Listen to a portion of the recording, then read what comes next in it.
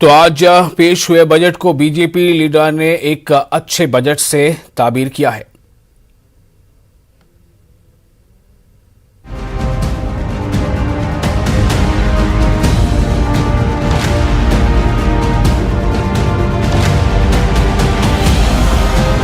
Honorable Speaker, sir, I present the budget for the year 2022-23.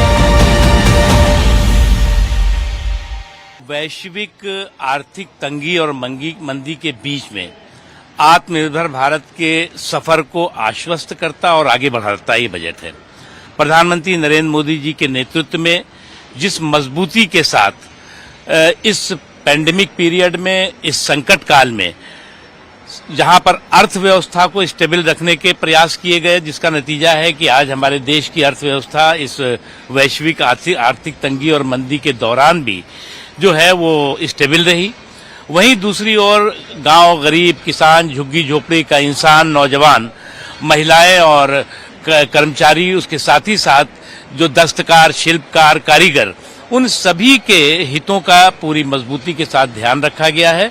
और मैं मानता हूं कि इस पूरी दुनिया में जो इस वक्त आर्थिक तंगी और मंदी के बीच में एक विश्वास का, एक भरोसे का, एक होप का मजबूत एहसास कराने वाला ये बजट है। देखिए, बजट बहुत ही अच्छा है क्योंकि इसमें जो हमारे फोकस एरियाज हैं, खासतौर से कोविड के बाद जिस प्रकार का हमको ग्रोथ चाहिए, जिन सेक्टर्स में पैसा चाहिए, वहां पर दिया गया है।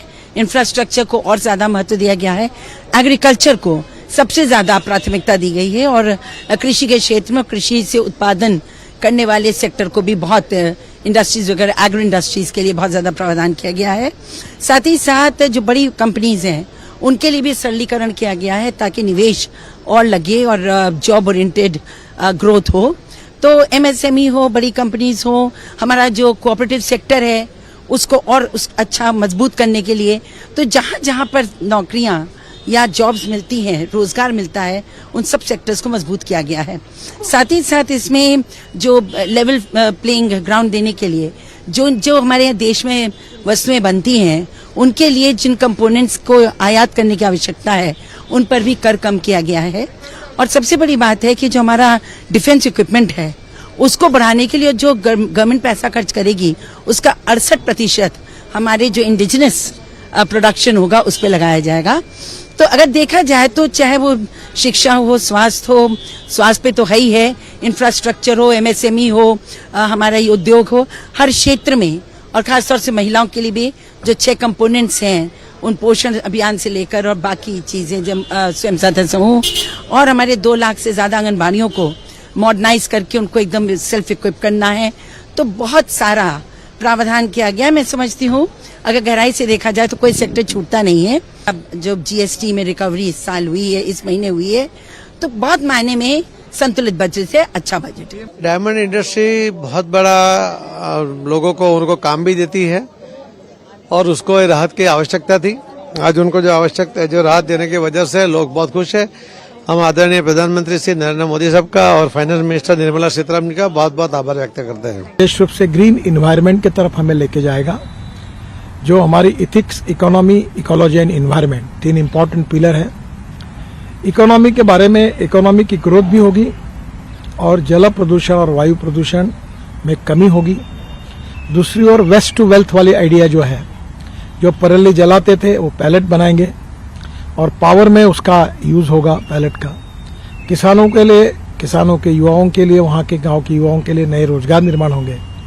तो एक नए भारत का निर्माण करने का जो एक प्रधानमंत्री की सोच है, उसका दिशा दर्शन इस बजट में हुआ है।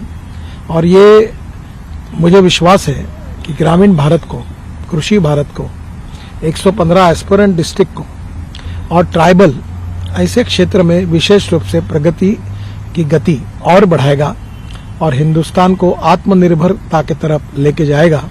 और इतना अच्छा बजट वित्त मंत्री ने दिया है, मैं उनका बहुत बहुत अभिनंदन करता हूं, उनको धन्यवाद देता हूं। निर्भर भारत की ओर आगे बढ़ते हुए हम लोग 400 नई ट्रेन, वंदे भारत ट्रेन का आज जो बजट में समावेश किया गया, मैं माननीय निर्मला सीतारमण जी और माननीय प्रधानमंत्री जी को अभिनंदन देती हूं। बहुत सारी बातें ऐसी है जिसमें लॉजिस्टिक यूज बढ़े, उसका डबलीकरण के साथ में हम रेल को एक नया आयाम देना चाहते हैं। वो सपना पूरा करने के लिए काफी प्रावधान किया गया है।